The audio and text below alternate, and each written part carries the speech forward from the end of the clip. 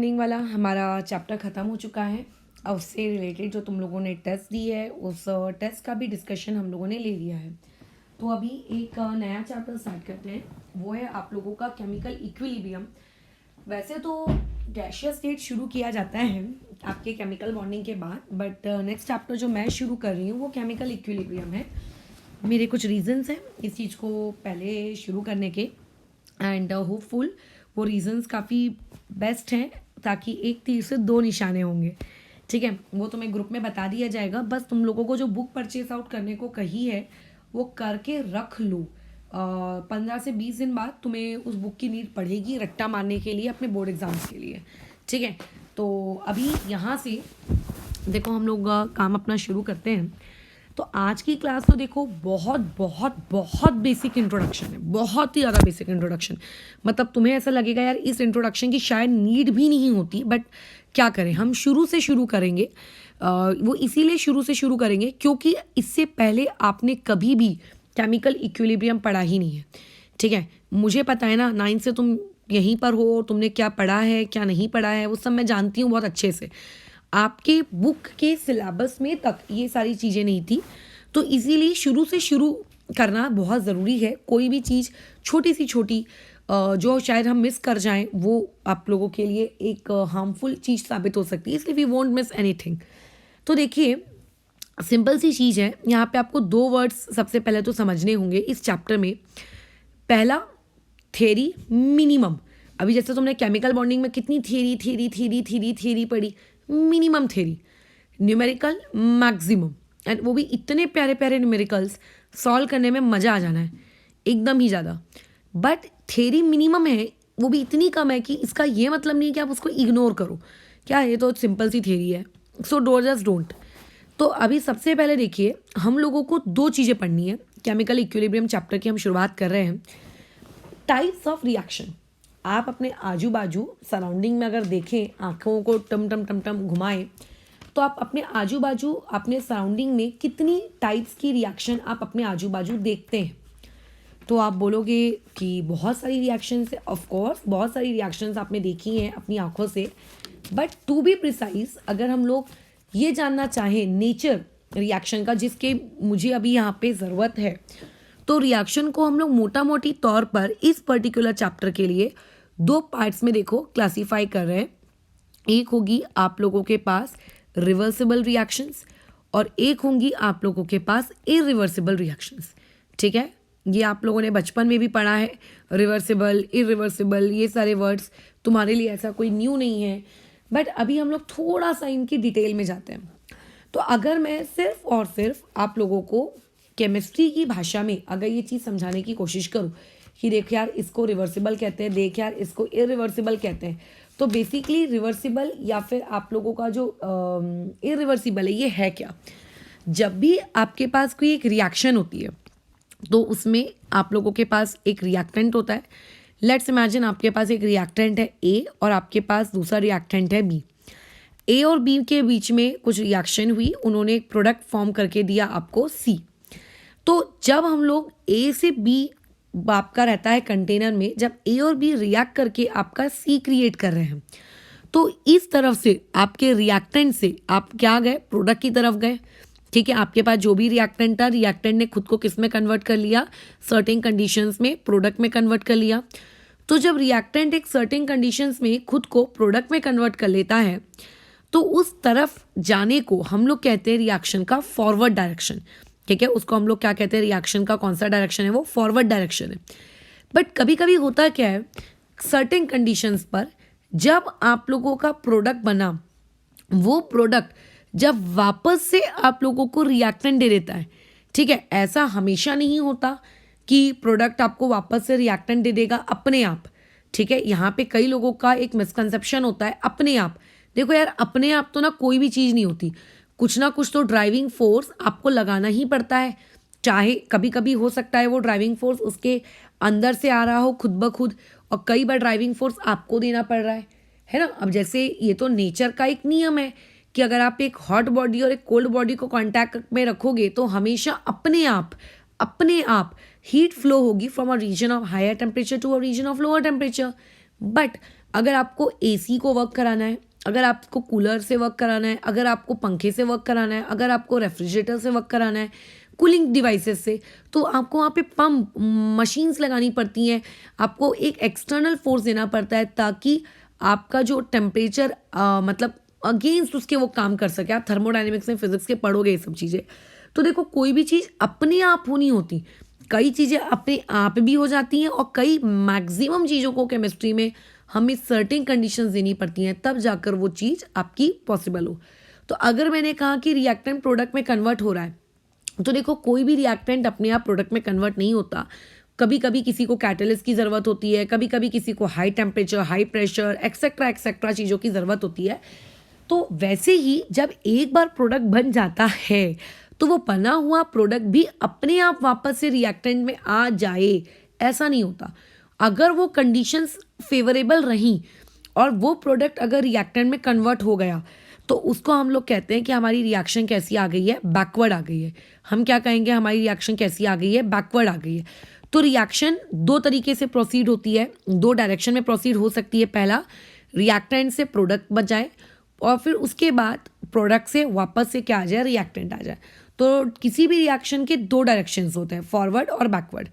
अब होता क्या है कि हमारे नेचर में कुछ रिएक्शंस ऐसी होती हैं, कुछ रिएक्शंस ऐसी होती हैं जो एक बार यदि प्रोडक्ट बना लें तो आप चाहे कितने भी external driving force, external conditions कुछ भी आप लगा दो, वो कभी भी किसी भी कीमत पर प्रोडक्ट से वापस से रिएक्टेंट बनने के लिए रेडी होती ही नहीं है।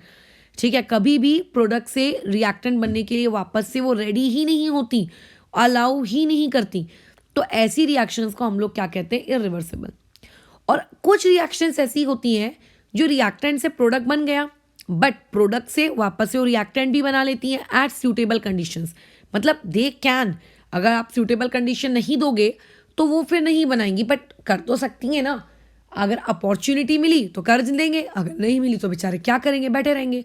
तो दे आर सर्टेन रिएक्शंस जो मुंह पे मना कर देते हैं, मुंह पर, कि जाओ मैं एक इरिवर्सिबल रिएक्शन हूँ, तुम मेरा एक बार यदि प्रोडक्ट बना लोगे तो मैं कभी भी कभी भी कभी भी कभी भी वापस से बैकवर्ड डायरेक्शन में मैं शिफ्ट नहीं होंगी। तो ऐसी जो रिएक्शंस होती हैं, ठीक है, देयर आर सर्टेन रिएक्शंस, मैं RXTN ऐसे लिख रही हूँ रिएक्शन को, तुम अपनी कॉपी में जैसा लिखना चाहो लिख लो। ठीक है, तो ऐसी आप लोगों के पास कुछ रिएक्शंस होती हैं जो सिर्फ और सिर्फ आपके एक ही डायरेक्शन में प्रोसीड करती हैं। एक ही डायरेक्शन का मतलब होता है कौन से डायरेक्शन में, फॉरवर्ड। फॉरवर्ड यानी कि रिएक्टेंट से क्या बना लेंगी, आपका प्रोडक्ट बना लेंगी। तो उसको क्या कहते हैं हम लोग, क्या कहते हैं आप लोगों का, इरिवर्सिबल रिएक्शन कहते हैं। क्या कहते हैं उसको, इरिवर्सिबल रिएक्शन।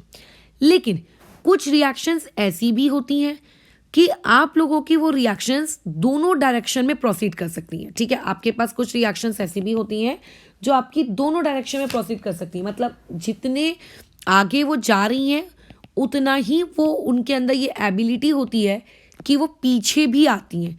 तो ऐसी रिएक्शन जो दोनों के दोनों डायरेक्शन में प्रोसीड करें, ठीक है, फॉरवर्ड में भी प्रोसीड करे, बैकवर्ड में भी प्रोसीड करे। ध्यान से सुनिएगा, एक सबसे इंपॉर्टेंट वर्ड, साइमल्टेनियसली।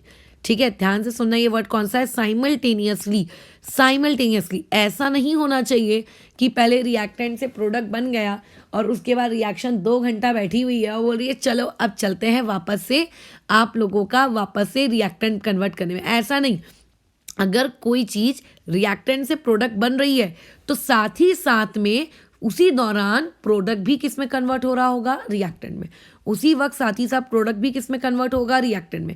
अब इसमें एक इंसान का डाउट आ सकता है कि मैडम जब रिएक्शन शुरू हो रही थी तो उस वक्त तो आपकी प्रोडक्ट कुछ था ही नहीं, तो प्रोडक्ट कैसे रिएक्टेंट में कन्वर्ट होगा। तो यार एकदम लॉजिकल है, एट T=0 तेरे पास रिएक्टेंट है, तेरे पास प्रोडक्ट तो है ही नहीं, but after few interval, after few minutes, after few seconds, after few hours आपके पास रिएक्टेंट कम हो चुका होगा और आपके पास क्या हो गया होगा, प्रोडक्ट बन गया होगा। तो ऐसे में उस पर्टिकुलर समय के बाद जब रिएक्टेंट भी आपके पास कुछ कुछ है, प्रोडक्ट भी आपके पास कुछ कुछ है, तब ये वाली चीज़ आपको देखने को मिलती है कि उस पर्टिकुलर स्टेज में आपको देखने को मिलता है कि रिएक्शन जैसे जैसे आगे जा रही है, जितना जितना वो प्रोडक्ट बना रही है उतना उतना उसी वक्त जैसे वो थोड़ा सा प्रोडक्ट बना के आगे जाती है, वो उसी दौरान जैसे ही वो प्रोडक्ट तक पहुंचती है तुरंत प्रोडक्ट वापस से अपना रिएक्टेंट वापस बना देता है। फिर रिएक्टेंट के बाद वो थोड़ा सा रिएक्टेंट प्रोडक्ट बना के लेके जाता है और जो प्रोडक्ट पहले से वहाँ मौजूद था वापस से रिएक्टेंट बना लेता है। तो एट t=0 आपको वैसे भी रिवर्सिबल रिएक्शन देखने को नहीं मिलने वाली है, ठीक है, चाहे वो रिवर्सिबल हो या इरिवर्सिबल हो। t=0 पे तो हर चीज़ ही इरिवर्सिबल होगी, क्योंकि t=0 पे तो प्रोडक्ट ही नहीं है वापस रिएक्टेंट में कन्वर्ट होने के लिए। तो ये बातचीत t=0 के लिए नहीं की जा रही। After few minutes, after few hours, after few seconds, ठीक है, जब आपके पास एक सफिशिएंट क्वांटिटी का रिएक्टेंट होगा, जब आप लोगों के पास एक सफिशिएंट क्वांटिटी का, ठीक है, क्या कहेगा, प्रोडक्ट होगा, तब हम लोग इस चीज़ की बात कर रहे हैं, ठीक है। तो t=0 में अगर किसी का डाउट आ रहा था तो वो डाउट यहीं पे शांत कर लेते हैं। अब जैसे मैंने ये वर्ड बोला सफिशिएंट क्वांटिटी का, तो इसमें ना लोगों को एक मिसकंसेप्शन बहुत ज़्यादा रहता है कि अच्छा मतलब मैडम आप उस t= की बात कर रही हैं जहाँ पर रिएक्टेंट आधा होगा और प्रोडक्ट भी आधा होगा। मान लेते हैं किसी रिएक्शन की शुरुआत में मैंने ए की क्वांटिटी, रिएक्टेंट की क्वांटिटी 1 लीटर ली और मैंने बी की क्वांटिटी 0 ली। रिएक्शन कुछ समय बाद ऐसे स्टेज पे पहुंची जब ए आपके पास 500 ml बच गया और बी आपका 500 ml बन गया। तो आप क्या उस समय की बात कर रहे हो? नहीं, मैंने ऐसा कहीं भी एक बार भी ऐसा नहीं बोला कि मैं आधी क्वांटिटी की बात कर रही हूँ। मैंने बोला एक सूटेबल क्वांटिटी तक पहुंच जाएंगी। वो सूटेबल क्वांटिटी क्या होगी वो रिएक्शन खुद डिसाइड करेगी। हम डिसाइडिंग फैक्टर नहीं है कि रिएक्शन आधी हो जाएगी, रिएक्शन 1/3 हो जाएगी तब रिवर्सिबल होना शुरू होगी, नहीं, वो रिएक्शन टू रिएक्शन वेरी करेगा। समझ में आ रही बात? अच्छा, ये मेरे हिसाब से अब तक रिवर्सिबल और इरिवर्सिबल की भाषा समझ में आई हो। तो अगर आप ये कह रहे हो कि 1 घंटे बाद, जैसे कि एक एग्जांपल देते हैं, इससे तुम्हें ज़्यादा अच्छे से क्लियरिटी होगी, ठीक है। ये जो स्टेटमेंट मैंने लिखा ना साइमल्टेनियसली, इसको एक एग्जांपल से समझते हैं। जब आप छोटे बच्चे थे, आपके टीचर्स ने आपको एक वर्ड सिखाया होगा, मेल्टिंग। आप जानते हो मेल्टिंग क्या होता है? आपके पास एक बर्फ़ का टुकड़ा है और इस बर्फ़ के टुकड़े को मैंने फ्रिज से निकाला और मैंने लेट्स से अभी मेरे रूम का टेम्परेचर 23 डिग्री सेल्सियस है। 23 डिग्री सेल्सियस से मैंने इसको रख दिया, थोड़ा ठंडा है। अब होगा कैसा कि बर्फ़ आपकी मेल्ट होना शुरू हो जाएगी। मेल्ट होकर ये क्या बना लेगी? आपका पानी बना लेगी। क्या ये बात समझ में आ रही है? ओके। अब हमने बचपन में ये पढ़ा है, melting of an ice is a reversible reaction. पढ़े हो कि नहीं पढ़े हो? हाँ। बट अगर आपके टीचर ने आपको ये बोला मेल्टिंग एट 23 डिग्री सेल्सियस, अब बताओ कि ये रिवर्सिबल से होगा कि ये इरिवर्सिबल होगा? तो टीचर ने आपको क्या किया है, इस बार कंडीशन स्पेसिफाई कर दी है। तो देखो, अपने आप साइमल्टेनियसली जब आपकी बर्फ अपने आप पानी में कन्वर्ट हो रही थी धीरे धीरे धीरे धीरे, ठीक है, कुछ समय बाद सफिशिएंट क्वांटिटी का पानी उस जगह पे क्रिएट हो गया 23 डिग्री सेल्सियस पर, तो क्या उसी 23 डिग्री सेल्सियस पर अपने आप क्या वापस से वो चीज़ आप लोगों की आइस में भी कन्वर्ट होती हुई दिख रही है? क्या आपको नहीं दिख रही? 23 डिग्री सेल्सियस पे क्या कभी भी वाटर आइस में कन्वर्ट होता है क्या? अगर आपको वाटर को आइस में कन्वर्ट कराना है तो आपको उसको 0 डिग्री सेल्सियस से लेके 4 डिग्री सेल्सियस तक रखना पड़ेगा, और अगर 0 से 4 पे रखोगे तो फिर उस वक्त मेल्टिंग नहीं हो पाएगी। मतलब मेल्टिंग ऑलवेज आप लोगों का एक रिवर्सिबल फिनोमेना हो ऐसा नहीं होता, ठीक है, क्योंकि 23 डिग्री सेल्सियस में तो सिर्फ आइस वाटर में जा सकती है, वाटर चाहकर भी आइस नहीं बना सकता। So melting is not always a reversible phenomena. तो आप इसका मेल्टिंग है 23 डिग्री सेल्सियस को रिवर्सिबल बोल दोगे? नहीं बोलोगे। क्यों नहीं बोलोगे? तुम बोलोगे नहीं मैडम पानी लेकिन बर्फ तो बन जाता है ना। अरे भाई बनता है, बट अलग टेम्परेचर पे बनता है, और तू मेल्टिंग एक अलग टेम्परेचर पे बात कर रहा है। दोनों अलग अलग टेम्परेचर पे हो तो ये प्रोसेस फिर साइमल्टेनियसली कैसे हुई? एक 23 पर, एक 4 पर, हाँ, दोनों अलग अलग टाइम पे अलग अलग कंडीशंस में हो रही हैं। तो कंडीशन दोनों के लिए सेम होनी चाहिए। सेम कंडीशन पर अगर कोई रिएक्शन आगे से मतलब रिएक्टेंट से प्रोडक्ट जा रही है तो उसी सेम कंडीशन पर अगर वही रिएक्शन वापस प्रोडक्ट से रिएक्टेंट अगर आ पा रही है तो उस रिएक्शन को हम लोग कहेंगे रिवर्सिबल। उस रिएक्शन को हम लोग क्या कहेंगे? रिवर्सिबल, ठीक है। उस रिएक्शन को फिर रिवर्सिबल कहेंगे। मतलब मेल्टिंग, ठीक है, आप लोगों का किसी भी टेम्परेचर पर, रैंडम टेम्परेचर पे एक रिवर्सिबल फिनोमेनॉन नहीं होता है। फिर हमने जो बचपन में पढ़ा है वो गलत पढ़ा है क्या? नहीं, गलत नहीं पढ़ा है आपको कुछ भी। आपने जो बचपन में पढ़ा है वो बचपन में आपने चीज़ें पढ़ी हैं मेल्टिंग एट 0 डिग्री सेल्सियस पर। ठीक है, तुम याद करो जब तुम 9th स्टैंडर्ड में थे तो 9th स्टैंडर्ड में आप लोगों को एक टॉपिक हुआ करता था लैटेंट हीट ऑफ फ्यूजन और लैटेंट हीट ऑफ वेपराइजेशन। ठीक है, मुझे याद है मैंने ये 9th स्टैंडर्ड में ये चैप्टर बहुत ही अच्छे तरीके से पढ़ाया है। एक इस तरीके से पढ़ाया जैसे कि मैं किसी एक जैसे आप जब फिजिक्स में पढ़ते हो ना थर्मोडायनेमिक्स, उस एक फिजिक्स का टीचर जिस तरीके से पढ़ाता है उस तरीके से ये चीज़ पढ़ाई थी। उसमें कहीं भी ऐसा नहीं रखा गया था कि सिर्फ आपको डेफिनेशन बता दी गई। अगर किसी को 9th स्टैंडर्ड अभी याद होगी तो उसके लिए थोड़ा सा बेनिफिशियल होगा, नहीं होगी तो थोड़ा सा किताबें यार पलट के फिर थोड़ी मेहनत तुम भी करके देखो। जब आप 0 डिग्री सेल्सियस पर होते हो तो ये आपकी जो बर्फ़ है, ये बर्फ़ का फ़िलहाल टेम्परेचर कितना है आपका 0 डिग्री सेल्सियस है। तो ये जो बर्फ़ जो होती है आप लोगों की कन्वर्ट हो जाती है वाटर में। क्या 0 डिग्री सेल्सियस पे वाटर में कन्वर्ट होती है क्या? हाँ, ये एक सबसे इम्पॉर्टेंट फैक्ट है कि 0 डिग्री सेल्सियस एक ऐसा टेम्परेचर है जहाँ पर उस पर्टिकुलर स्टेज पे, उस पर्टिकुलर जगह पर आपको क्या मिलता है? बर्फ़ भी मिलती है, आपको उस पर्टिकुलर जगह पे बर्फ़ भी मिलती है और आपको उसी टेम्परेचर पे वाटर भी मिलता है। ठीक है, मतलब सबसे पहले आप क्या करते हो, जो अगर आपके पास एक बर्फ़ है जिसका टेम्परेचर मान लेते हैं -13 डिग्री सेल्सियस है, तो अभी अगर आप उसको -0 तक भी ले आओगे, मतलब 0 तक भी अगर आप उसको ले आते हो तो वो आइस ही रहेगी। ठीक है, तो इस प्रोसेस में आपने क्या किया? इस प्रोसेस में आपने उसको हीट सप्लाई की, बट ये हीट सप्लाई किस काम में आई? Use to change temperature. किस काम में आई? Use to change temperature. लेकिन जैसे ही आपकी बर्फ 0 डिग्री सेल्सियस से पहुंचती है तो अब आप उसको बोलोगे कि तू अब क्या कर ले, अपना 2 डिग्री की बर्फ बन जा, तो वो 2 डिग्री की बर्फ ना बनेगी। अब वो क्या होती है, 0 डिग्री सेल्सियस पे अगर आपने और उसको हीट सप्लाई की तो उस हीट सप्लाई का वो क्या यूज़ करती है? वो यूज़ करती है अपना फेज चेंज करने में। सॉलिड से देखो लिक्विड में आ गई, और अगर आपने फिर से उसको हीट सप्लाई की तो अब जो वो हीट लेगी तो उस हीट को लेकर अब वो किस में कन्वर्ट हो जाएगा? आपने अब जो हीट दी अब वो हीट कन्वर्ट हो गई, वाटर रहेगा, और वाटर लेट से 3 डिग्री सेल्सियस का। तो ये जो फेज़ है, इस फेज़ में आप जो हीट सप्लाई कर रहे हो वो हीट सप्लाई उस सिस्टम के टेम्परेचर को नहीं बढ़ा रही, तो वो हीट गई कहाँ? वो हीट आप लोगों की कहाँ गई? वो हीट आप लोगों के फेज़ को चेंज करने में गई। इसीलिए इस पर्टिकुलर हीट को हम लोग क्या कहते हैं? आपकी latent heat of fusion. Latent का मतलब छुपी हुई हीट, बराबर, छुपी हुई हीट। और इस पर्टिकुलर स्टेज में, मतलब अभी टेम्परेचर आपका फिक्स है 0 डिग्री सेल्सियस, तो देयरफॉर वी से दैट कि मेल्टिंग पॉइंट ऑफ आइस, ठीक है, एट 1 atm इज 0 डिग्री सेल्सियस, क्योंकि 0 डिग्री सेल्सियस पर आपके पास सॉलिड स्टेट भी एग्जिस्ट करता है और उसी 0 डिग्री सेल्सियस पे आप लोगों के पास लिक्विड स्टेट भी एग्जिस्ट करता है। यानी कि अगर मेरे पास ये एक बर्फ़ है और इस बर्फ़ का टेम्परेचर 0 डिग्री सेल्सियस है, तो अगर मैंने उसको हीट सप्लाई की तो हीट सप्लाई करने से वो क्या हो जाएगा? आपके लिक्विड में कन्वर्ट हो जाएगा 0 डिग्री सेल्सियस के।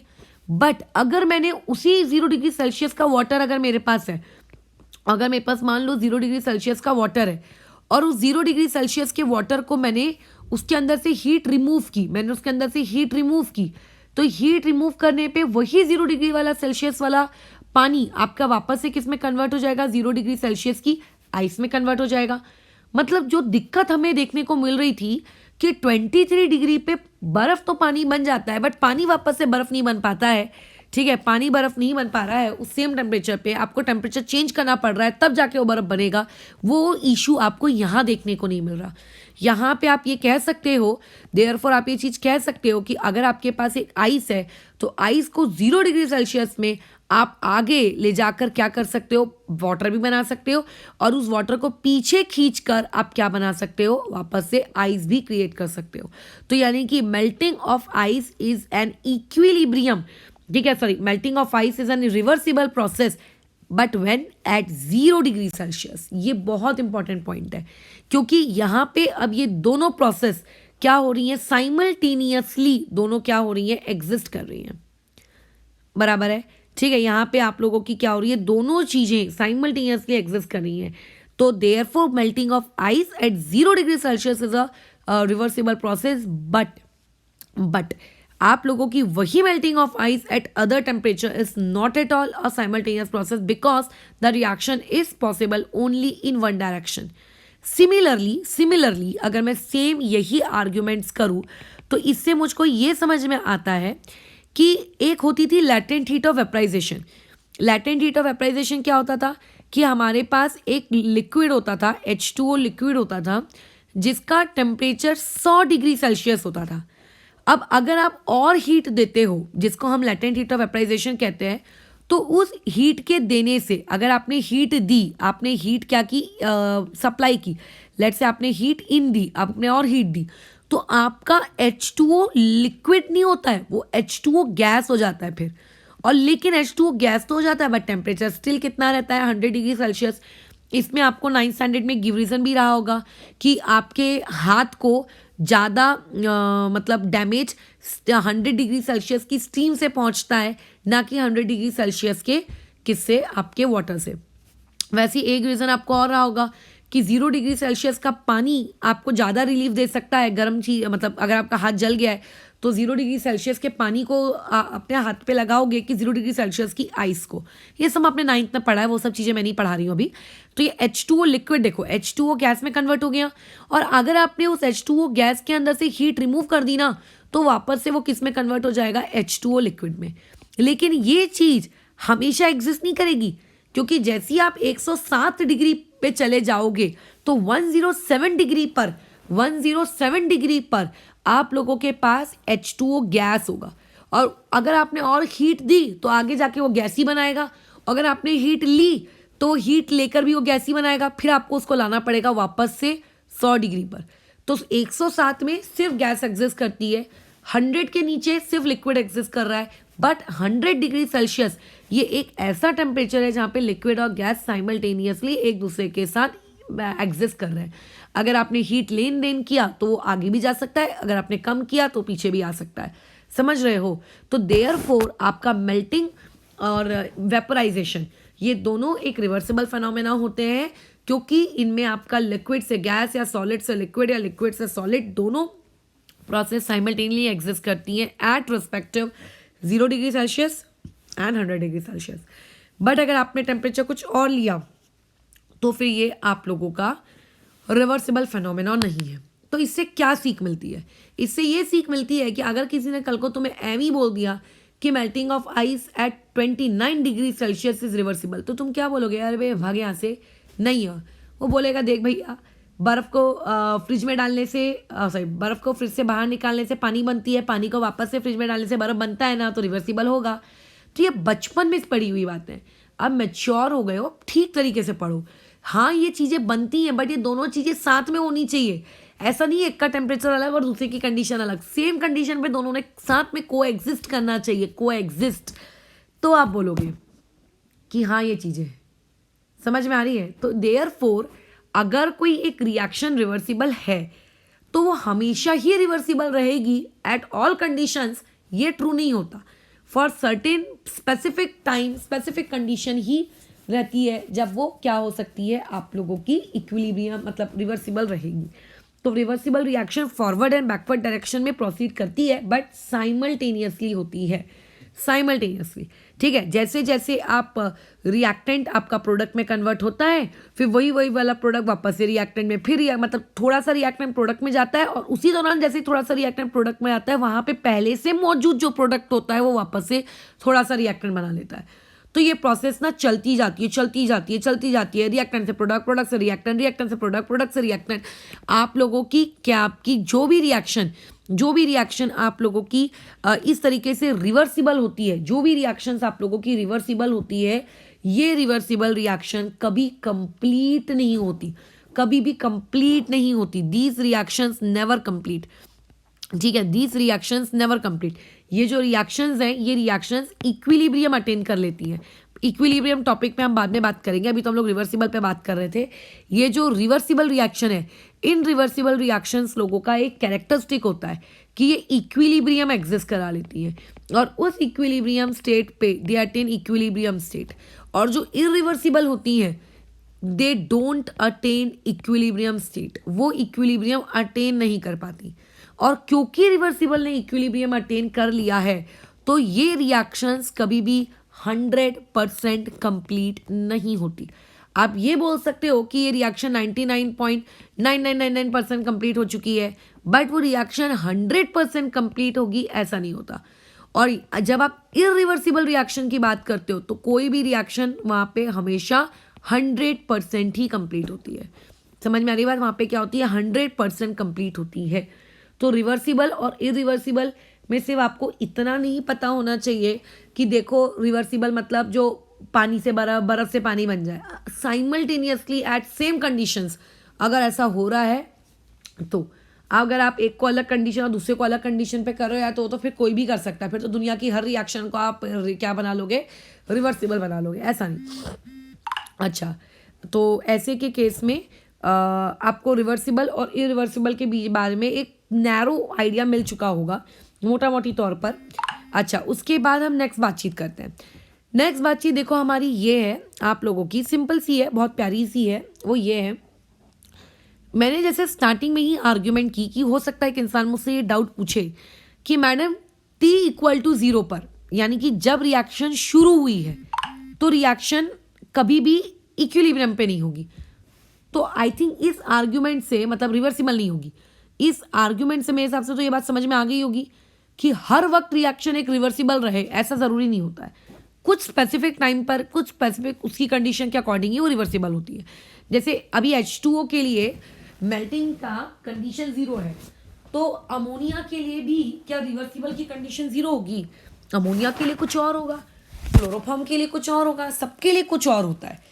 अच्छा, तो इमेजिन करिए अगर मैं आपसे ये कहती हूँ कि रिवर्सिबल रिएक्शन है क्या, तो आप मुझे बोलोगे रिवर्सिबल रिएक्शन का मतलब होता है कि आपके पास रिएक्टेंट था, ठीक है, और उसके बाद वो रिएक्टेंट आप लोगों का धीरे धीरे प्रोडक्ट में कन्वर्ट हुआ, एक इक्विलिब्रियम बनी। इक्विलिब्रियम मतलब आपके पास थोड़ा बहुत अमाउंट आपके पास रिएक्टेंट का भी है और कुछ अमाउंट आपके पास प्रोडक्ट का भी है। कितना है उस पर अभी हम बात ही नहीं कर रहे, कुछ अमाउंट है, ठीक है, ये कुछ अमाउंट आप लोगों के पास है।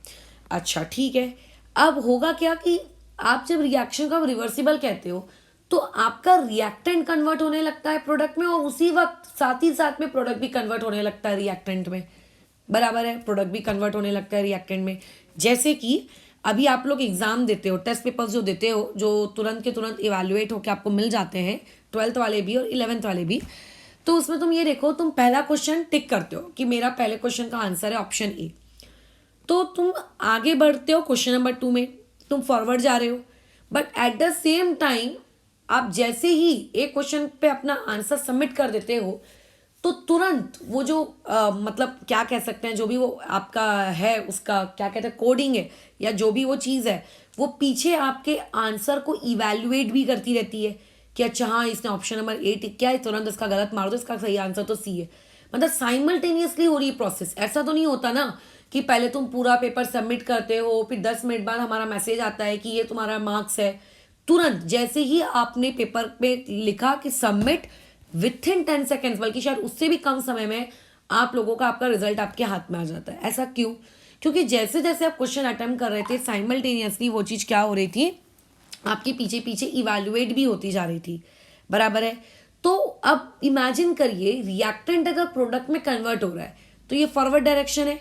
अब इस प्रोडक्ट को वापस से अगर आपको रिएक्टेंट में लेकर आना है, अगर इस प्रोडक्ट को आपको वापस से रिएक्टेंट में लेकर आना है तो प्रोडक्ट का वहां पे होना भी तो जरूरी है, वहां पे प्रोडक्ट का होना भी तो जरूरी है।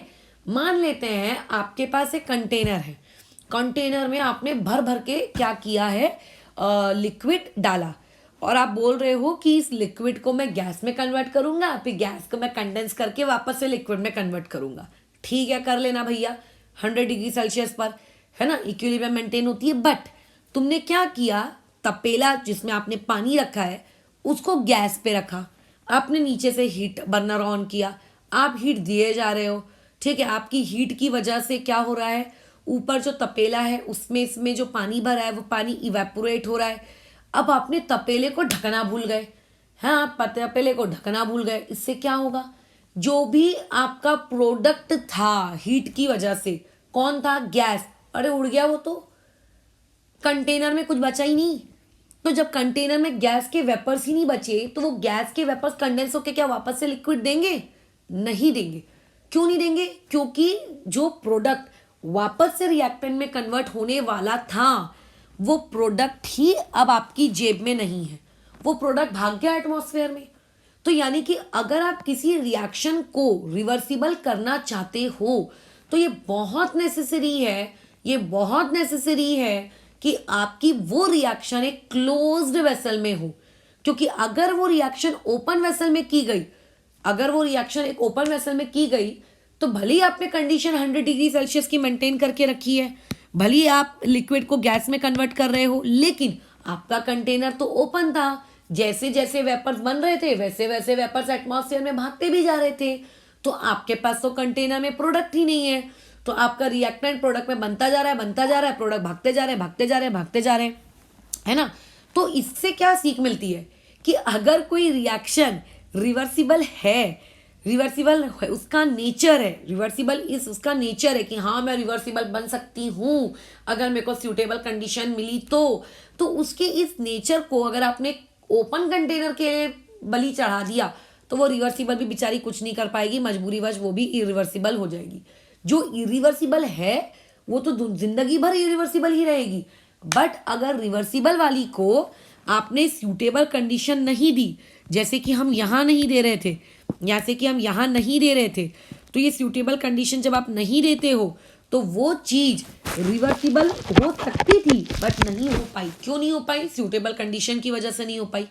अभी आपने सूटेबल कंडीशन भी दी बट आप ढक्कन पर लगाना भूल गए, तो ऐसे में आपका प्रोडक्ट ही कंटेनर छोड़ के भाग गया। तो ऐसे में क्या हो गया, आपने सूटेबल कंडीशन भी दी, आपने सब कुछ किया, लेकिन फिर भी रिएक्शन रिवर्सिबल नहीं हुई। क्यों नहीं हुई, क्यों नहीं, आपका कंटेनर ओपन था। रिवर्सिबल रिएक्शन के लिए प्रोडक्ट का होना जरूरी है, जब प्रोडक्ट होगा तभी तो रिएक्टेंट में वापस से कन्वर्ट होगा। तो इससे ये सीख मिलती है कि आपने एक अच्छी खासी रिवर्सिबल रिएक्शन को बिगाड़ दिया, उसको इरिवर्सिबल बनने पे मजबूर कर दिया। कोई भी रिवर्सिबल रिएक्शन इरिवर्सिबल बनने पे मजबूर कब होगी, दो ही कंडीशंस हैं, या तो वो ओपन वेसल में की जा रही हो तो वो इरिवर्सिबल बन जाएगी, क्यों, क्योंकि प्रोडक्ट भाग गया है, और या तो आपने उसको सूटेबल कंडीशंस ही नहीं दी, सीधी बात। अदरवाइज अगर आप दोनों चीजों को साथ में दोगे, क्लोज कंटेनर भी रखोगे और सूटेबल कंडीशन भी रखोगे, तो झक मार के रिवर्सिबल रिएक्शंस रिवर्सिबल रहेंगी ही रहेंगी।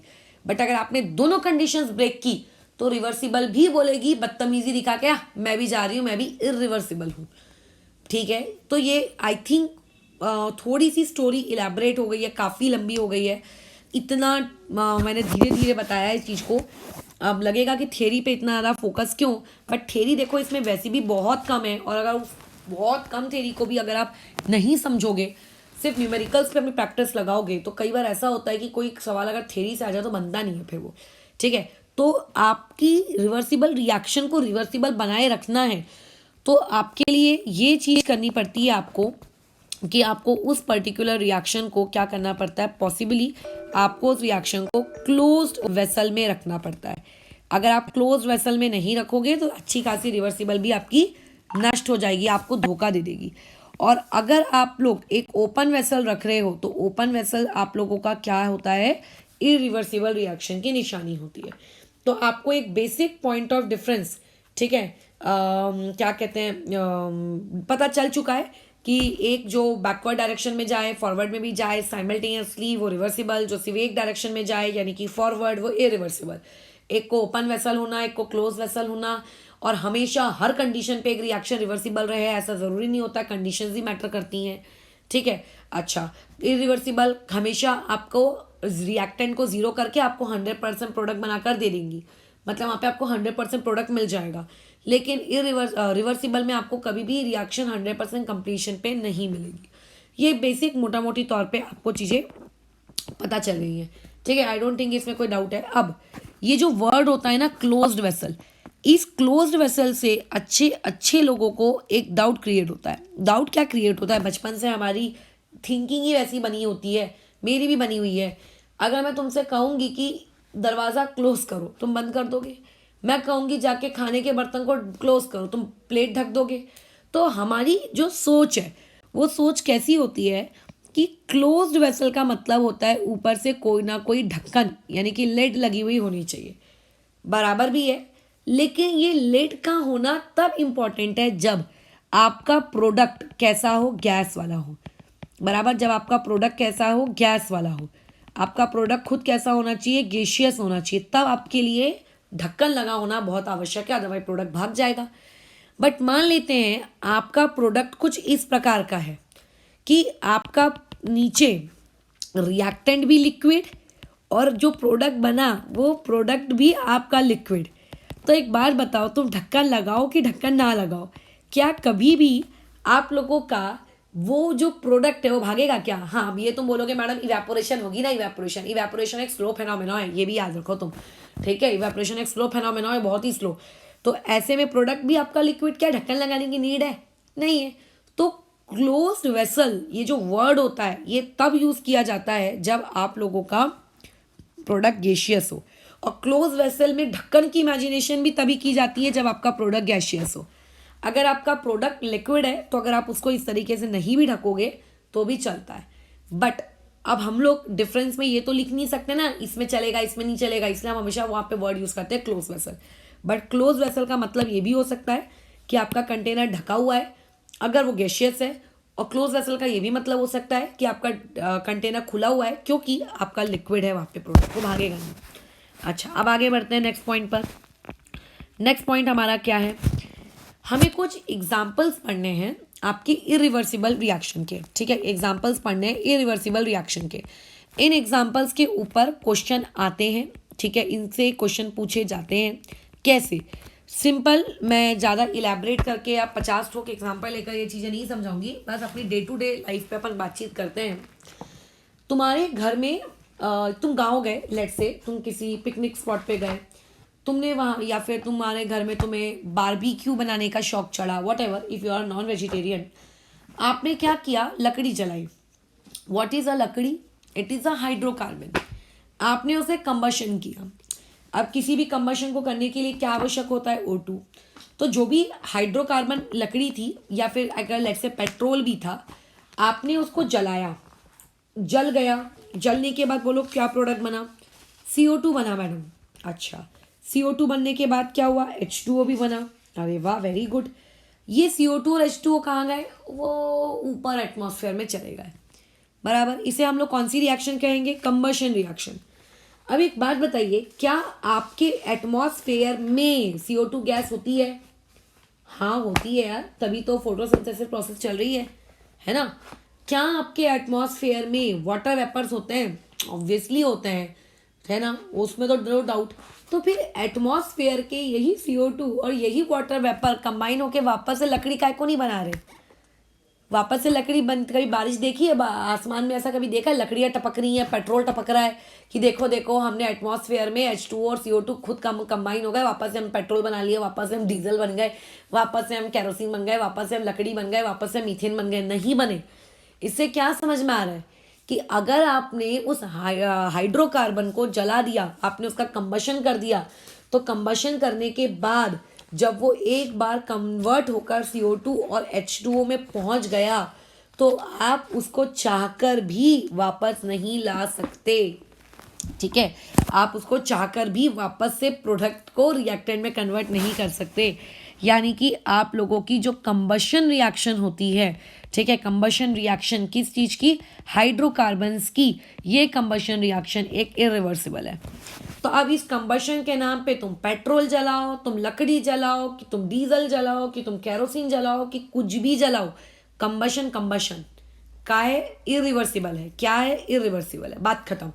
तो आपको 4 ठोक ऑप्शन देता है, उस 4 ठोक ऑप्शन में आपको पहचानना होता है कि which of the following reaction is irreversible. हमारा दिमागी घोड़ा कैसा चलता है कि यार हमको कैसे पता दुनिया की कौन सी रिएक्शन इरिवर्सिबल है, हम कोई लैब में एक्सपेरिमेंट तो कर नहीं रहे हैं। सही बात भी है। तो इसीलिए आपको कुछ एग्जाम्पल दिए जा रहे हैं कि देखो ये फलाना फलाना रिएक्शंस आपकी कैसी होंगी, हमेशा इरिवर्सिबल होंगी। रिवर्सिबल तो इनफाइनाइट होंगी। तो 2-3 ठोक एग्जाम्पल हम ले लेते हैं किसका, इरिवर्सिबल का। चलो अब आ जाते हैं सेकंड पॉइंट पर। क्या और भी कोई रिएक्शन इरिवर्सिबल होगी? एग्जैक्टली होगी। इस रिएक्शन को भी आपने बचपन में पढ़ा है, न्यूट्रलाइजेशन रिएक्शन। ठीक है, आप जब एक कंप्लीट न्यूट्रलाइजेशन करते हो, ध्यान से मेरा वर्ड सुनना, कंप्लीट न्यूट्रलाइजेशन। कंप्लीट, कंप्लीट मतलब आपका जो एसिड और बेस को मिक्स करने के बाद जो आपका सोल्यूशन बना, वो सोल्यूशन का पीएच आपका न्यूट्रल है, ना तो वो एसिडिक है ना तो वो बेसिक है। कंप्लीट न्यूट्रलाइजेशन मतलब पीएच नहीं बोलना चाहिए, उसके अंदर कोई भी H+ या कोई भी OH- आयंस लेफ्ट आउट नहीं है। ठीक है, कंप्लीट जब आपकी न्यूट्रलाइजेशन रिएक्शन हो गई, वो भी कंप्लीट आप लोगों की सिर्फ एक ही केस के लिए होती है, स्ट्रॉन्ग एसिड और स्ट्रॉन्ग बेस। अगर आप वीक एसिड या वीक बेस ले लेते हो, या फिर आप अगर दोनों ही वीक ले लेते हो, तो क्या होगा, वो आयोनिक इक्विलिब्रियम का पार्ट है, जो इसके बाद का चैप्टर रहेगा हमारा। अभी हम लोगों का पार्ट किस पे चल रहा है, हमारा काम चल रहा है आप लोगों के न्यूट्रलाइजेशन।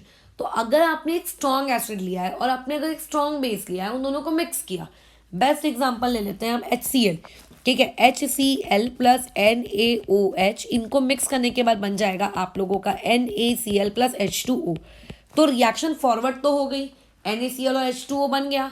अब तुम सोच रहे हो कि क्या वापस से ये रिएक्शन बैकवर्ड डायरेक्शन में जाएगी? तो थोड़ा सा अपना दिमाग लगाओ। तुम्हारे घर में नमक का डब्बा रखा है, तुम्हारे घर में पानी है, जाओ जाके दोनों को मिक्स करो, जाके चेक करो कि वापस से एसिड और बेस बन रहा है क्या। सोचो, नहीं बनता।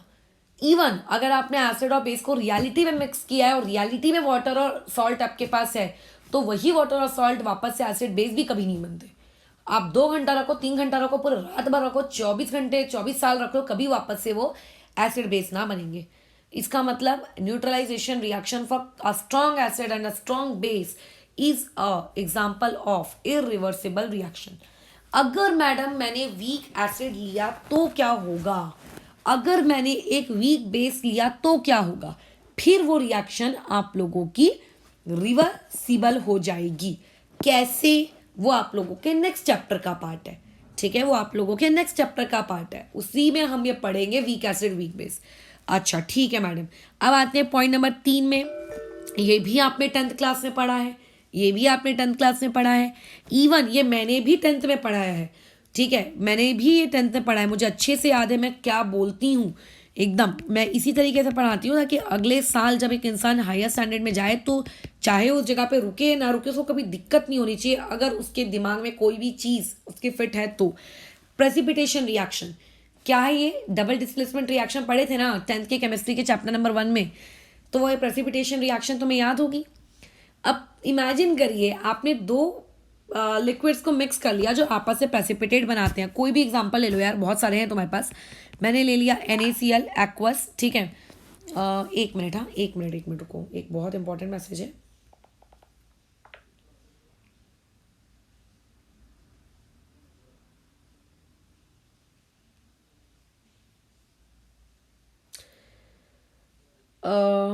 ठीक है, उसको अपन बाद में रिस्पॉन्ड करेंगे। देखो तुम लोगों का ना TC पेंडिंग है, CBSE वालों का, वो वाली चीज़ का तुम्हें सबमिट करना है, उसी चीज़ का मैसेज आया हुआ है कॉलेज से। उसका डेट मेरे को मैं तुम्हें बता देती हूँ, 1 या 2 दिन के अंदर ही उसको TC अरेंज करो। तुम्हारी मार्कशीट आए ना यार, उसके बाद वेट नहीं कर सकते। ठीक है, उनका मैसेज आया कि उनको TC एटलीस्ट चाहिए है उनकी प्रोसीजर पूरी कंप्लीट करने के लिए, उन्हीं का मैसेज था। तो आप वो रेडी करके रखिए, ठीक है। 1 या 2 दिन में मैं भी ग्रुप में डिक्लेरेशन कर देती हूँ, टाइम में दे दूंगी, उस टाइम पे आके आप सबमिट कर दीजिएगा, ठीक है। उसमें लेट लतीफ़ी बस मत करना। चलो वापस से टॉपिक पे आते हैं। प्रेसिपिटेशन रिएक्शन NaCl एक्वस, और इसमें आपने डाला है AgNO3। ये तो बहुत ही फेमस रिएक्शन है। क्या हो जाएगा, यहाँ से आप लोगों का NaNO3 बनेगा और साथ में आपके पास PPT बन जाएगा। किसका? AgCl का PPT बनेगा, है ना। ये आपका AgCl का PPT बना। अब एक बार अगर PPT बन जाता है तो उस PPT को अगर तुम 10 दिन भी रखोगे ना, ये NaNO3 और AgCl की PPT को साथ में, ये कभी भी वापस से आपको क्या नहीं देंगी, आपको कभी भी क्या नहीं देंगी, कभी भी आपको क्या नहीं देंगी, वापस से वो पर्टिकुलर सॉल्ट NaCl और AgNO3 नहीं देंगी।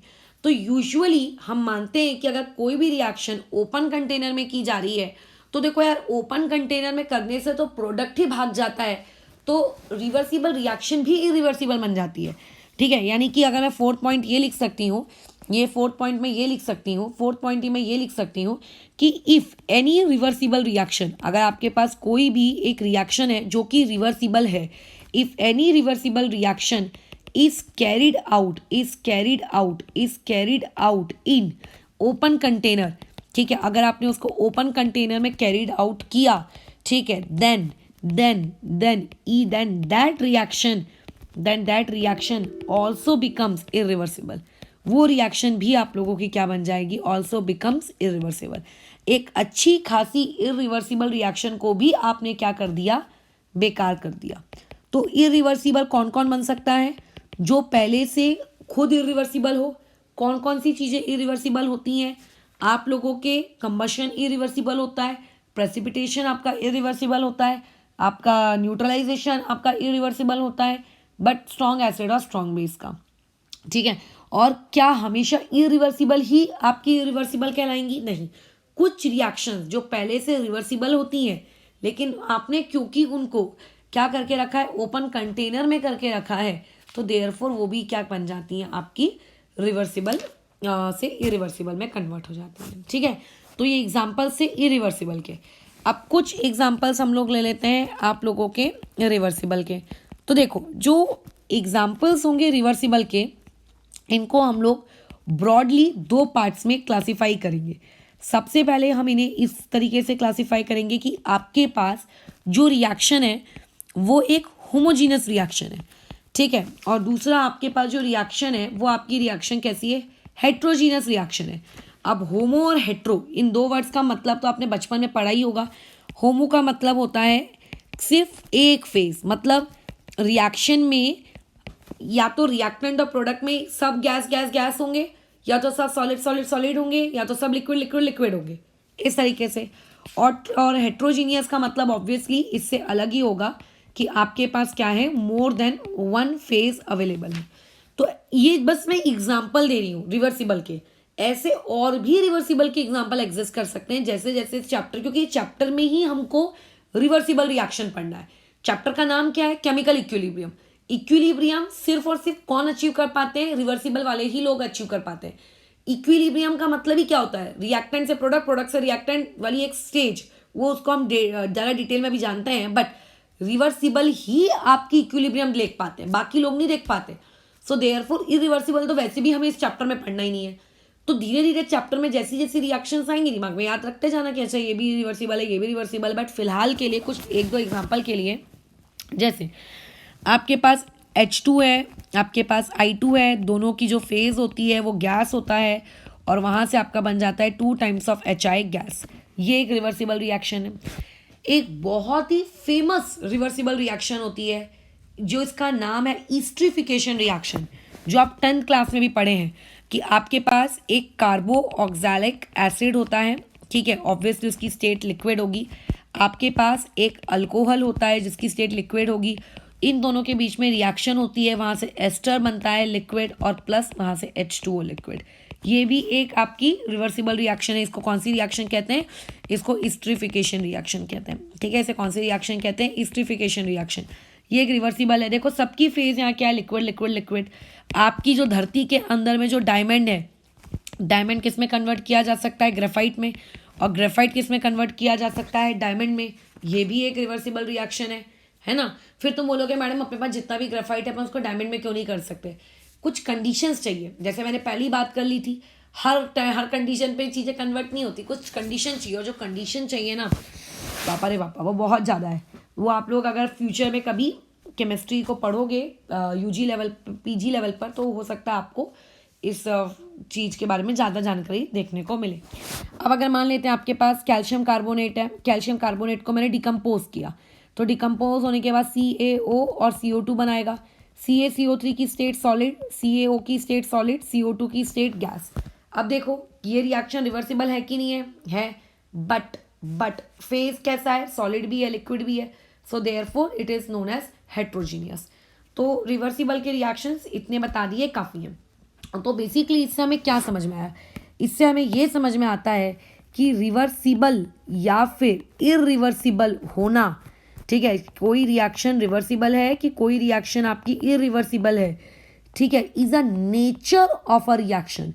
वो रिएक्शन की क्या है, एक नेचर है। जैसे तुम एक ऑनेस्ट पर्सन हो कि नहीं हो, ये तुम्हारा एक नेचर है जो तुम एक्वायर करना चाहते हो, जो तुम एक्वायर करते हो अपने बर्थ से लेके टिल नो अपनी ग्रोथ तक।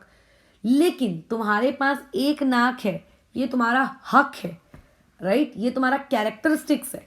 सो characteristics and nature, these are the two different word. तो कोई रिएक्शन इरिवर्सिबल है कि कोई रिएक्शन इरिवर्सिबल है, ये उसका नेचर है, ठीक है, ये उसका नेचर है, ये उसकी कैरेक्टरिस्टिक्स नहीं है।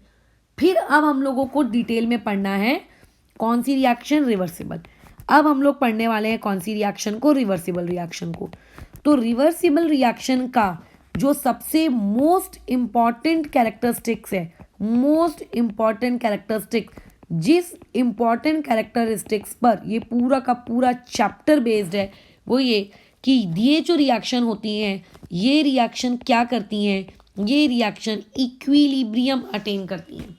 क्या अटेन करती हैं, इक्विलिब्रियम। अब पहले तो हमको इस भाषा को समझना है कि इक्विलिब्रियम होता क्या है, बराबर।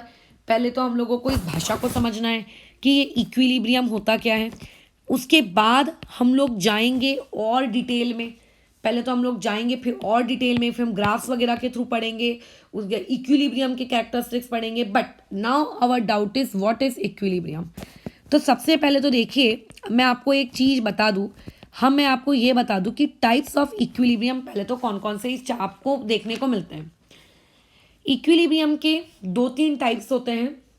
अब हमें 2-3 टाइप्स नहीं पढ़ने हैं, ठीक है, इक्विलिब्रियम के 2-3 टाइप्स होते हैं, बट हमें इक्विलिब्रियम के 2, 3, 4, 6, 8, 10, ठीक है, क्या है, टाइप्स नहीं पढ़ने हैं। तो हमको फिर क्या पढ़ना है, पहले तो ये जान लेते हैं कि इक्विलिब्रियम के टाइप्स क्या क्या हैं, ताकि आपको पता होना चाहिए कल को अगर किसी ने कुछ पूछा तो, अगर आपको किसी ने पूछा तो आपको पता होना चाहिए कि इक्विलिब्रियम के टाइप्स क्या हैं। सबसे पहला, आप इक्विलिब्रियम का सबसे पहला टाइप होता है थर्मल इक्विलिब्रियम। इसको तो आप बचपन से सुनते आ रहे हैं अभी इस पे बाद में बात करते हैं। लेकिन दूसरा टाइप यहाँ पे हो जाता है मैकेनिकल इक्विलिब्रियम, ठीक है। दूसरा टाइप आपके पास क्या हो जाता है, मैकेनिकल इक्विलिब्रियम, ठीक है, ये हो गया मैकेनिकल इक्विलिब्रियम। अच्छा, उसके बाद आप लोग यहाँ पर आ जाओ, नेक्स्ट वाला टाइप आ जाता है आप लोगों के पास केमिकल इक्विलिब्रियम, केमिकल इक्विलिब्रियम। और एक होता है आप लोगों के पास फिजिकल इक्विलिब्रियम, ठीक है, फिजिकल इक्विलिब्रियम। ये टोटल 4 प्रकार के इक्विलिब्रियम आपको पढ़ने हैं। अभी मोटा मोटी तौर पे थोड़ा थोड़ा हम चारों प्रकार के इक्विलिब्रियम के बारे में जानकारी ले लेते हैं, बट हमारा जो मेन कंसर्न है वो केमिकल इक्विलिब्रियम है। होता कैसा है कि केमिकल इक्विलिब्रियम में, सॉरी थर्मल इक्विलिब्रियम में आपके पास एक ऐसी स्टेज आती है, 2 चीज़ें हैं, एक हॉट बॉडी एक कोल्ड बॉडी। हॉट बॉडी जो रहती है उसने अपना हीट ट्रांसफ़र करना शुरू किया कोल्ड बॉडी पर, और तब तक करती रहेगी जब तक आपकी दोनों बॉडीज़ का टेम्परेचर सेम ना आ जाए। तो थर्मल इक्विलिब्रियम एक ऐसी प्रोसेस है जिस प्रोसेस मतलब थर्मल इक्विलिब्रियम हम किसे कहेंगे, थर्मल इक्विलिब्रियम तब कहेंगे जब 2 बॉडीज़ आपस में कांटेक्ट में रखी गई हैं, और कांटेक्ट में रखने के बावजूद उनके बीच में किसी भी प्रकार का कोई हीट फ्लो नहीं हो रहा है, दोनों का टेम्परेचर क्या हो चुका है, कांस्टेंट हो चुका है। और किसी भी कांस्टेंट चीज़ का अगर आप डिफ्रेंशिएशन करो, आपने सीखा है ना डिफ्रेंशिएशन करना, तो D T by D T मतलब उस पर्टिकुलर चीज का रेट ऑफ चेंज उसका क्या होगा, तो कांस्टेंट चीज का डिफ्रेंशिएशन तो जीरो होता है। तो जो टेम्परेचर, अगर कोई चीज का टेम्परेचर समय के साथ साथ नहीं बदल रहा है, फिक्स है, तो उसको हम लोग कहेंगे कि थर्मल इक्विलिब्रियम है। ठीक है, अभी आपका मैकेनिकल इक्विलिब्रियम क्या होता है? मैकेनिकल इक्विलिब्रियम में हम लोग क्या करते हैं, प्रेशर को कांस्टेंट रखते हैं।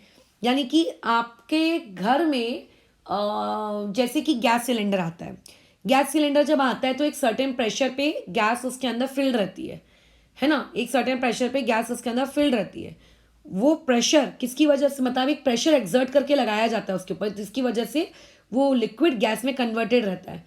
अच्छा, अब अगर मान लेते हैं आप लोगों के पास, जस्ट इमेजिन ये प्रेशर कांस्टेंट है हमेशा के लिए, किसी भी दो चीज़ों का प्रेशर कांस्टेंट है, तो उसका डीपी बाई डी टी। तो मैकेनिकल इक्विलिब्रियम किसे कहोगे, जब आपका प्रेशर कांस्टेंट है। फिजिकल इक्विलिब्रियम आप किसे कहते हो, जब आपकी फेज मतलब two phases are in equilibrium. जैसे 0 डिग्री सेल्सियस पे सॉलिड भी एग्जिस्ट करता है, लिक्विड भी एग्जिस्ट करता है, ठीक है, उस प्रकार से। अब केमिकल इक्विलिब्रियम किसे कहते हैं? केमिकल इक्विलिब्रियम का मतलब होता है कंसंट्रेशन से। कंसंट्रेशन म्हणजे क्या, आपने जो फर्स्ट चैप्टर में वेरियस टर्म सीखे ना कंसंट्रेशन की, मोलैरिटी, नॉर्मेलिटी, फॉर्मेलिटी, ठीक है, moles per volume, sorry weight by volume, वो कंसंट्रेशन, वो तो कंसंट्रेशन को निकालने के तरीके हैं। लेकिन अगर किसी रिएक्शन में आपके पास कंसंट्रेशन क्या रहती है, कांस्टेंट रहती है, ठीक है, मतलब समय के साथ साथ कंसंट्रेशन में कोई बदलाव नहीं आ रहा है, तो उसे हम लोग क्या कहते हैं, केमिकल इक्विलिब्रियम कहते हैं। ठीक है, तो बेसिकली हमको इस चैप्टर में केमिकल इक्विलिब्रियम के साथ डील करना था, तो उसमें आप लोगों को हम केमिकल इक्विलिब्रियम पढ़ाएंगे। बट अभी सबसे ज़रूरी चीज़, आप लोगों के पास ये जो वर्ड होता है इक्विलिब्रियम, ये इक्विलिब्रियम मतलब क्या, ये इक्विलिब्रियम क्या है, किस तरीके से ये इक्विलिब्रियम काम करता है, वगैरह वगैरह। तो देखो, हम इक्विलिब्रियम को पहले तो दो पार्ट्स में डिवाइड करते हैं। यानी कि ये जो थर्मल इक्विलिब्रियम है इसके भी दो पार्ट्स होंगे, ठीक है, कि मैकेनिकल इक्विलिब्रियम के भी दो पार्ट्स होंगे, केमिकल के भी दो पार्ट्स होंगे, फिजिकल के भी दो पार्ट्स होंगे, बराबर। हम इक्विलिब्रियम को दो पार्ट्स में क्लासिफाई करते हैं, एक होता है स्टैटिक, एक होता है डायनामिक। बहुत ही इजी भाषा में समझेंगे, नो कॉम्प्लिकेटेड डेफिनेशंस। स्टैटिक का मतलब होता है जो रुका हुआ है, जो रुका हुआ है। अब मेरी हिंदी पता नहीं कैसी हो गई है इतने सालों में, ठीक है, जो रुका हुआ है उसको हम स्टैटिक कहेंगे। और डायनामिक हम किसको कहेंगे, डायनेमिक का मतलब जो चल रहा है, जो चल रहा है। अब इसको समझते हैं एक बहुत ही सिंपल से एग्जांपल साथ। ये एक बाल्टी है, इस बाल्टी के अंदर 1 लीटर मैंने पानी भर के रखा है। अब इस पानी में ये ऊपर है नल, इस बाल्टी के ऊपर है नल, और ये बाल्टी में यहाँ से छेद है, इस यहाँ पे लग तो टैप है, टैप ये निकालने का टैप भी है। फिलहाल ऊपर का ये टैप क्लोज है, नीचे का पानी बाहर निकलने वाला है क्लोज है। तो ऐसे में एक बात बताओ, उस बाल्टी के अंदर जो पानी रखा हुआ है, उस पानी का वॉल्यूम आप भी आज से 10 साल बाद भी अगर मैं इवेपोरेशन वाली चीज को निगलेक्ट करूं तो कितना होगा, 1 लीटर। क्यों? क्योंकि ना तो पानी अंदर आ रहा है ना तो पानी बाहर जा रहा है। इसे कहते हैं स्टैटिक इक्विलिब्रियम। क्या यहाँ पर उस लिक्विड का कंसंट्रेशन कांस्टेंट है कि नहीं है? हाँ है। क्यों कांस्टेंट है? क्योंकि ना तो आप उसमें कोई ऐड कर रहे हो ना तो आप उसके अंदर से कुछ निकाल रहे हो, तो वो चीज जैसी की है सो है, बस उसका वॉल्यूम फिक्स है सो है। बताओ। लेकिन अगर मान लेते हैं ये आपके पास एक कंटेनर है, इसके अंदर ये 1 लीटर का कोई मतलब लिक्विड भरा हुआ है, इसके ऊपर में मैंने ये डाल दिया आप लोगों का पाइप। अब इस पाइप से गिर रहा है पानी। अब अगर पाइप से पानी गिरता रहेगा गिरता रहेगा गिरता रहेगा गिरता रहेगा तो बोलो क्या होगा? 1 लीटर की जगह वॉल्यूम बढ़ता जाएगा बढ़ता जाएगा बढ़ता जाएगा बढ़ता जाएगा। क्या इसको आप इक्विलिब्रियम कहोगे? नहीं। इक्विलिब्रियम का मतलब होता है जो चीज मेंटेन करना है आपको, 1 लीटर को आपको 1 लीटर ही मेंटेन करना है तो बढ़ रहा है, ये नहीं चलेगा।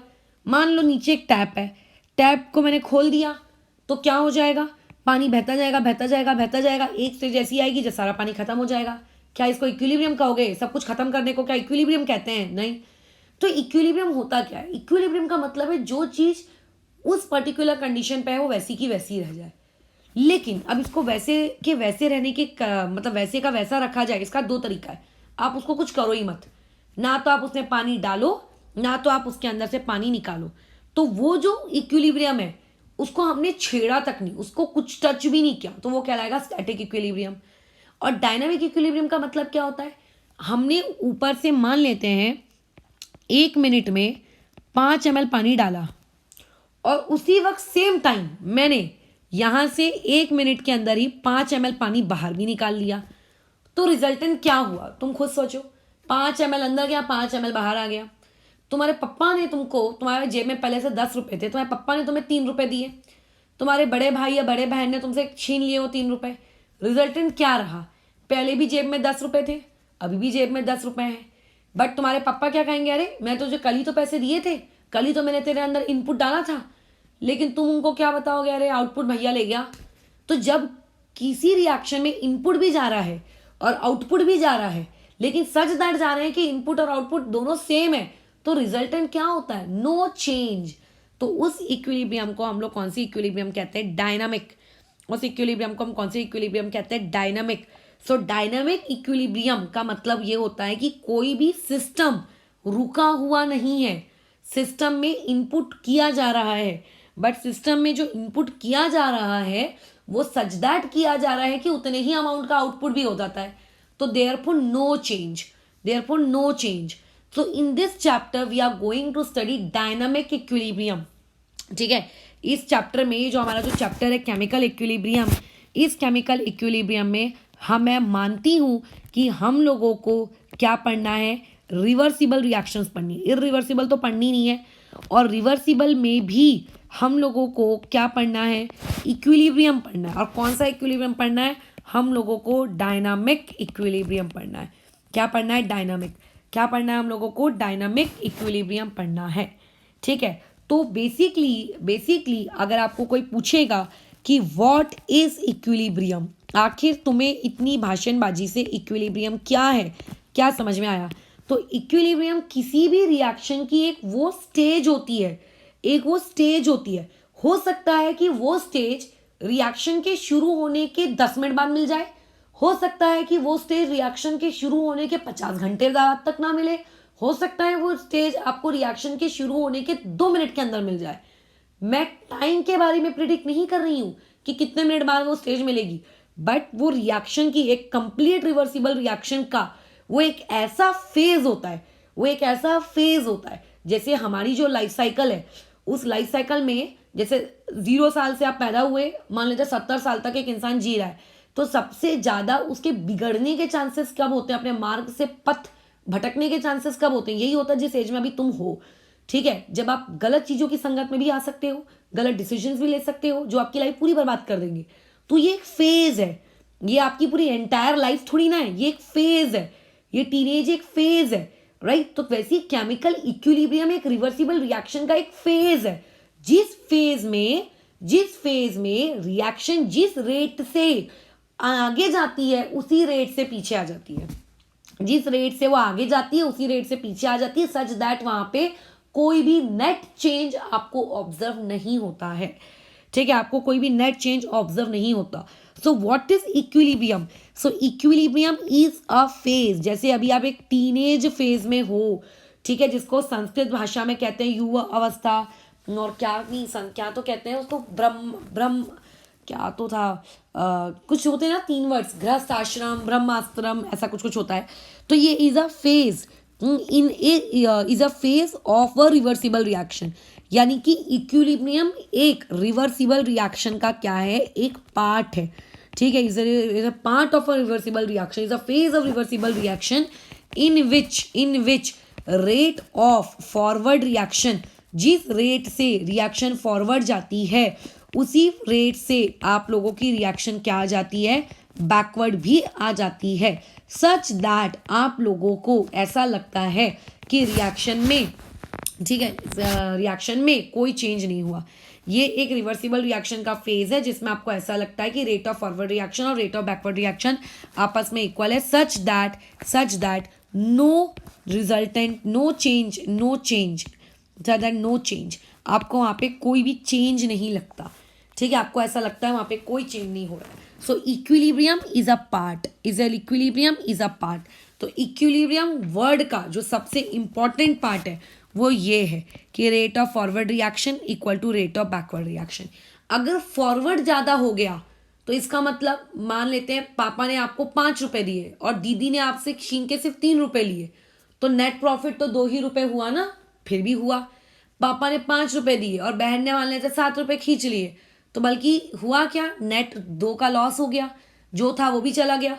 तो इक्विलिब्रियम में ऐसा नहीं होता है, इक्विलिब्रियम में ऐसा नहीं होता है. इक्विलिब्रियम में दोनों का इनकमिंग और आउटगोइंग दोनों ही आपकी क्या होती है, बराबर होती है, सच दैट कि जो चीज़ जैसी है वो वैसी की वैसी ही रहती है, वो चीज़ वैसी की वैसी ही रहती है. सो दिस वॉज इक्विलिब्रियम, ये चीज़ आपकी इक्विलिब्रियम है. तो मैंने अभी तुम्हें सिर्फ ये सिखाया कि इक्विलिब्रियम क्या है, ठीक है. अभी मैंने इक्विलिब्रियम के आपको और डिटेल बातचीत बताई ही नहीं है. जैसे क्या क्या बता दिया इक्विलिब्रियम के बारे में. इक्विलिब्रियम रिवर्सिबल रिएक्शन का एक फेज है. पॉइंट नंबर 2 क्या बताया, इक्विलिब्रियम हम जो पढ़ने वाले इस चैप्टर में वो डायनामिक पढ़ेंगे. इक्विलिब्रियम ऐसा भी हो सकता है कि रिएक्शन शुरू होने के 2 मिनट बाद मिल जाए, और हो सकता है रिएक्शन शुरू होने के 10 साल बाद भी ना मिले, ये भी हो सकता है. तो ऐसा नहीं होता है कि इक्विलिब्रियम आपको 5 मिनट बाद मिलनी चाहिए, कि वो रिएक्शन टू रिएक्शन वेरी करेगा. तो एक जनरल आइडिया आपको इक्विलिब्रियम के बारे में दे दिया गया है.